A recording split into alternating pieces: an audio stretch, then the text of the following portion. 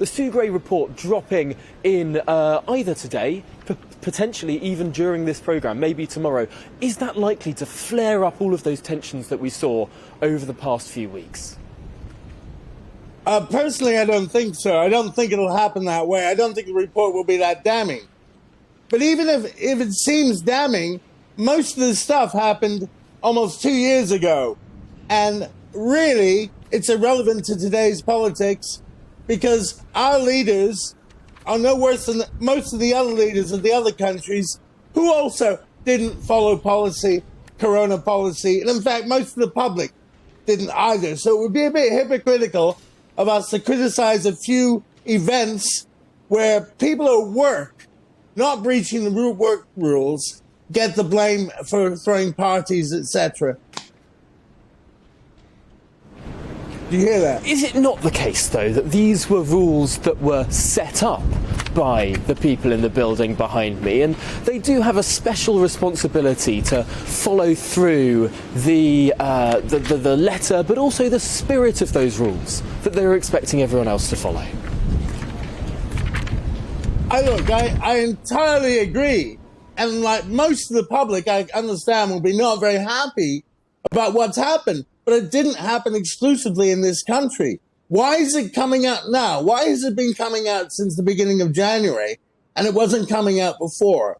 Obviously, there is a plot by people who hate Boris to try and get rid of Boris Johnson because of the Brexit.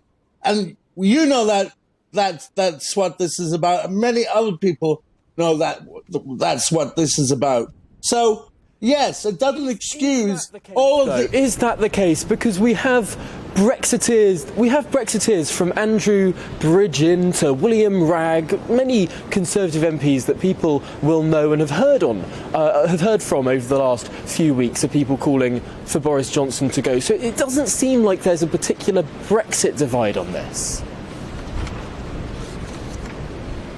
Look, I disagree.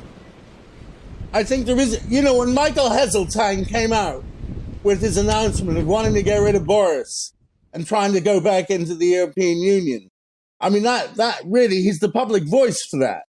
But I think that William Ragg and some of these people are a bit confused. I know William Ragg personally, and I think he's a nice guy, but I think they're a bit confused over this. And I think a lot of the backbenchers generally don't agree with his opinion on that. I think this whole idea of calling the police out is way over the top for a society like us. How can you call the police on people who've been elected by popular vote?